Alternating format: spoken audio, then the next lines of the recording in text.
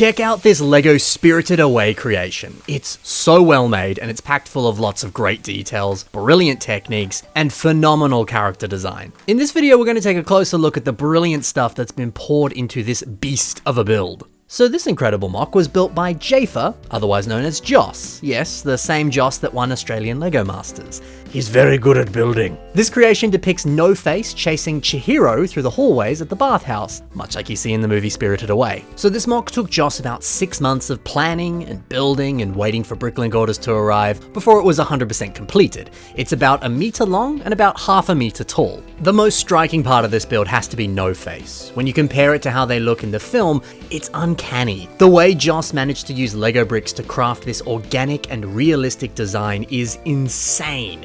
It barely looks like Lego at this point. It's so realistic and so well crafted. I mean, stuff like the details here of the drool coming out of the mouth, or the clever part use of using some of these animal tail pieces to help shape the lip area around the mouth. Genius. This tongue design is also brilliant, using some of these curved slope pieces in pink. That was the perfect choice to mimic the shape and the look of a tongue. Man, Joss really is a master at recreating characters and creatures with Lego bricks. And now the shaping on the rest of the body, using some of these larger curved pieces to mass out the bulk of the body, filling in gaps with more of these animal tail pieces that we talked about before, and then using some black Borok windscreen pieces that came on the Hero Factory set Von Nebula, but using them to bridge the head into the neck and the torso. Just the skill and the shaping here is mind-blowing. And all of these like trailing tentacles coming out of the back, this is insane!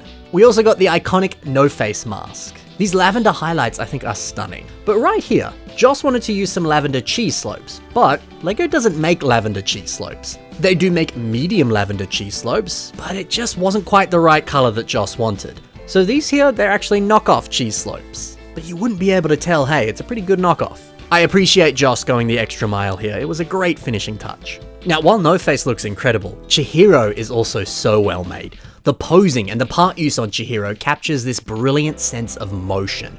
Just looking at them, I can hear the pitter-patter of her feet as she runs forward. Joss used a somewhat new Lego color here, Coral. Coral's a color that has a very vibrant, almost like neon color to it. It's not as obvious in images like this, but when you have it in person, it really stands out. And as a result, a lot of Lego builders struggle to use it. It's just too bright, and there's not really many things that are actually that color that you can recreate in Lego bricks. It's just a very niche thing that's a little bit difficult to use. But oi, this was the perfect color choice to recreate Chihiro. It looks like a direct color match to how it is in the actual scene. It's great to see this color actually getting some use and getting a little bit of love. Plus seeing it used so well, that's very nice. Now there's an insanely good part use here on her hands. Joss used this very tiny plant stem piece in tan to shape the hands and the fingers. Now these appear in tan in the Lego Succulent set, you can see them here on this cactus. But yeah, using them for hands and fingers, genius! This is the perfect way to build hands at such a tiny scale like this. And speaking of clever part usage, all of these different food items, they are a delight to look at.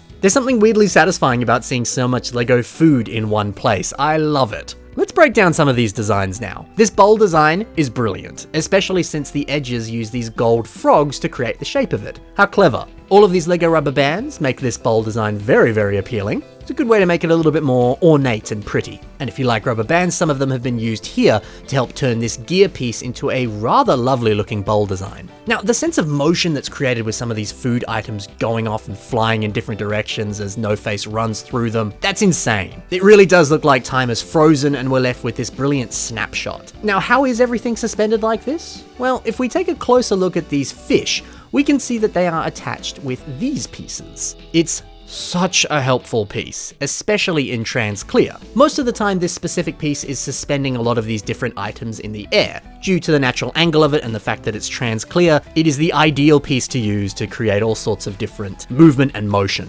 Honestly, it might be one of the most versatile and helpful pieces that Lego has ever made. You see these a lot today in some of the collectible minifigure sets. You know, like these Marvel figures here. You get this piece so that you can pose the superhero in all sorts of different action poses, have them flying through the air, whatever. It's such a good piece and Jafer has used it all over the place on this build.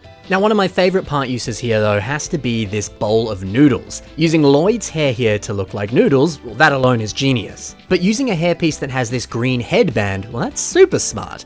Now it looks like there's some additional vegetables in here as well. I think that's so clever. And also, even this egg and the chopsticks, they're pretty good too.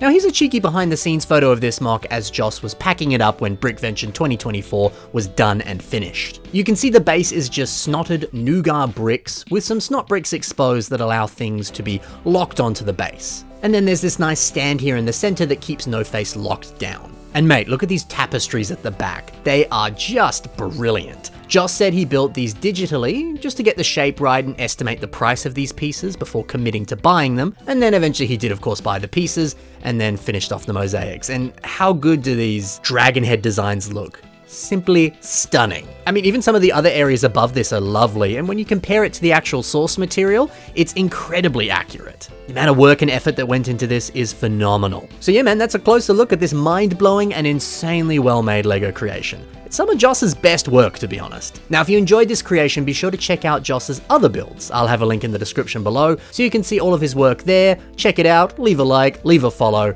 and just enjoy all the builds that he's built. Thanks so much for watching, guys. Happy building, and bye for now.